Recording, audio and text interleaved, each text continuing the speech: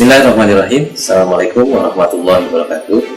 Perkenalkan, saya dengan Sony Trison, dosen Departemen Manajemen Hutan, Fakultas Kehutanan dan Lingkungan, Institut Pertanian Bogor. Saya sebagai dosen yang concern di dalam kehutanan masyarakat, saat ini aktif di dalam kegiatan-kegiatan perhutanan sosial. Salah satunya adalah anggota kelompok kerja nasional perhutanan sosial. Perhutanan sosial adalah program pemerintah era Jokowi Ma'ruf Amin sekarang, yaitu program memberikan akses kelola sosial kepada masyarakat sekitar hutan dalam rangka untuk bisa mengelola hutan selama 35 tahun. Sampai saat ini, terutama di akhir 2020, program perhutanan sosial ini sudah mencapai 5,4 juta hektar dari target pemerintah sampai 2024 mencapai 12,7 juta hektar. Mengapa perhutanan sosial perlu kita dorong dan perlu kita sukseskan? Pertama adalah karena masyarakat sekitar hutan saat ini kondisinya perlu mendapatkan perhatian, terutama masalah kesejahteraan. Pada 2 dekade lalu, pengelolaan hutan masih bertumpu kepada korporat, masih bertumpu kepada perusahaan, sehingga pada era saat sekarang ini, bagaimana agar masyarakat desa sekitar hutan bisa menikmati kesejahteraan?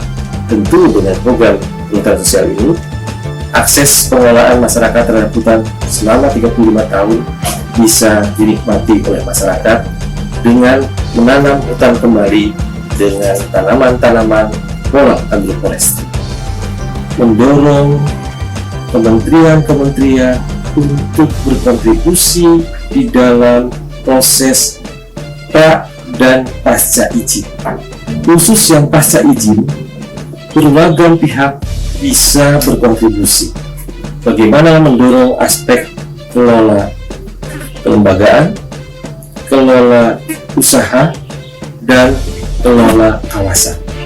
Saya melakukan roadshow mulai dari pertama sosialisasi kepada para pihak di daerah, ke perguruan tinggi di daerah, ke sekolah, dan kepada para pihak lain yang berpotensi untuk kita ajak mensukseskan program perhutanan sosial. Dengan background tugas kampus, bagaimana saya mendorong pengembangan wirausaha muda berprestasi yang bisa muncul sebagai bagian dari program pengembangan wirausaha pemuda perhutanan sosial. Yang keempat, saya juga mendorong kepada pengembangan jejaring pemasaran. Temu-temu usaha yang kami lakukan di level provinsi, kami lakukan juga kerjasama dengan Kamar Dagang dan Industri, juga kementerian-kementerian teknis lainnya, sehingga apa yang menjadi masalah dari kelompok usaha perhutanan sosial bisa diselesaikan dan akhirnya masyarakat, khususnya petani hutan, bisa merasakan manfaat dari kegiatan-kegiatan yang kita lakukan untuk mendorong mereka lebih maju. Yang berikutnya adalah bagaimana kita mendorong kepada pengembangan SDM di level daerah. Kita juga melakukan program-program yang sifatnya webinar. Tahun 2020 lalu, saya mendorong program pengembangan dalam konteks dengan tema pengajian perhutanan sosial. Alhamdulillah, setiap minggu hampir sebanyak 15 kegiatan terjadi selama tahun 2020. Berikutnya adalah bagaimana program membuat model kelompok usaha perhutanan sosial berbasis kepada komoditas. Saya berinisiatif mendorong para pihak untuk menggerakkan pemuda-pemuda desa yang ada di sekitar lokasi perhutanan sosial untuk ikut berkontribusi, berpartisipasi, bagaimana dia menjadi entrepreneur muda pedesaan yang sangat concern kepada perhutanan sosial. Saya juga masih melakukan roadshow ke berbagai KPH termasuk juga bagaimana menggaungkan ke level-level kampus untuk mendorong konteks kewirausahaan. Karena pengelola hutan tidak bisa hanya oleh rimbawan sendiri. Mereka butuh keahlian, butuh ekspertis di sektor lain yang mendukung kepada pengembangan produk kehutanan, khususnya yang menyangkut masalah-masalah pertanian dalam arti luas.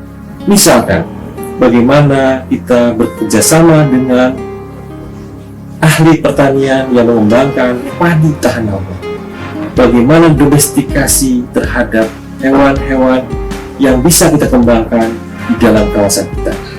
Itulah kontribusi-kontribusi yang sudah saya lakukan terhadap program kehutanan sosial ini, sehingga harapannya sekecil apapun peran yang saya lakukan, mudah-mudahan bisa memberikan dampak yang besar.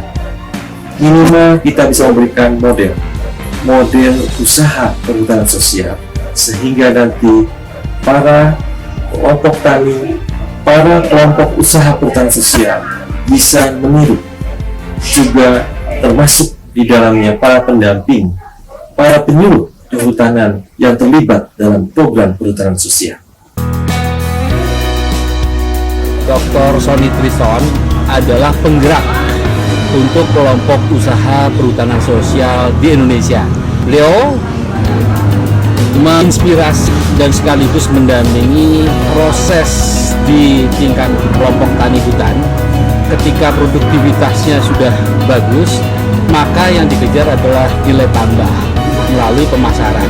Oleh karena itu, temu usaha, kemudian fasilitasi antara kelompok tani dengan off-taker itu seringkali dilakukan bersama-sama dengan Direktorat Jenderal PSKM. Selamat Pak Sony Trison, lanjut usahamu, luar biasa.